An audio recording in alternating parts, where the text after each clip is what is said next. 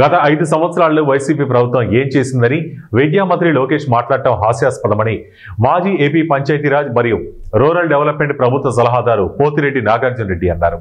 చంద్రబాబు అధికారంలోకి వచ్చిన తర్వాత తల్లికి వందనం మొదటి సంవత్సరం ఎగవేత, ఈ సంవత్సరం 87.48 లక్షల మందికి గాను 66,57,000 మందికి ఇచ్చామని శాసనమండలిలో విద్యామంత్రి లోకేష్ చెప్పడం, మరో 30 లక్షల మందికి ఎగవేత చేయటమన్నారు. అర్హత ఉందని ప్రభుత్వం ప్రకటించినా కూడా 3 లక్షల మందితో కలిపి 30 లక్షల మందికి మంజూరు కాలేదన్నారు. అందరికీ నమస్కారం. గత 5 సంవత్సరాల్లో వైసీపీ ప్రభుత్వం ఏం చేసిందని చెప్పేసి విద్యామంత్రి నారా లోకేష్ గారు మాట్లాడడం చాలా విడ్డూరంగా ఉంది. ఎందుకంటే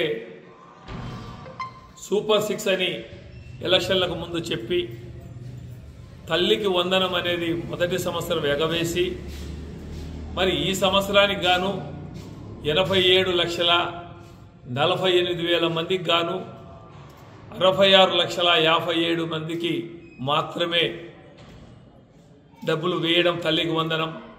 అందులో దాదాపు 27 లక్షల మందికి ఎగనామా పెట్టడం జరిగింది. తర్వాత మళ్ళీ ఇప్పుడు వాళ్ళల్లో చాలామందికి కూడా 8,000, 9,000 మాత్రమే డబ్బులు పడ్డాయి. అర్హత ఉందని ప్రభుత్వం ప్రకటించినటువంటి 3 లక్షల మందికి మాత్రం డబ్బులు పడలేదు. ప్రభుత్వమే ప్రకటించింది. వారితో కలుపుకుంటే దాదాపు 30 లక్షల మందికి ఫీజు అది తల్లికి వందనం డబ్బులు ఇవ్వాల్సిన పరిస్థితి ఉంది. మళ్ళీ అదేవిధంగా ఫీజు రింబర్స్మెంట్ గత ప్రభుత్వంలో 1,880 కోట్లు అంటే నారా చంద్రబాబు నాయుడు గారు 2014-19 వరకు ఆయన బకాయిలు పెట్టినటువంటి 1,880 కోట్ల డబ్బులు జగన్మోహన్ రెడ్డి గారు ముఖ్యమంత్రి అయిన తర్వాత అధికారంలోకి వచ్చిన వెంటనే ఆ డబ్బులు పాత బాకీలన్నీ వేయడం జరిగింది. తొలి దశలోనే 2,400 కోట్లు కూడా అప్పుడే ఇవ్వడం కూడా జరిగింది.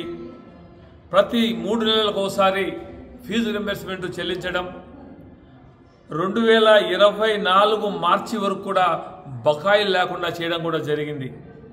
మరి ఇప్పుడు ఈ 1.5 సంవత్సరంలో గత ప్రభుత్వంలో కలిపి మార్చి తర్వాత 7 క్వార్టర్లు డబ్బులు ఇప్పటికీ ప్రభుత్వం విడుదల చేయలేదు.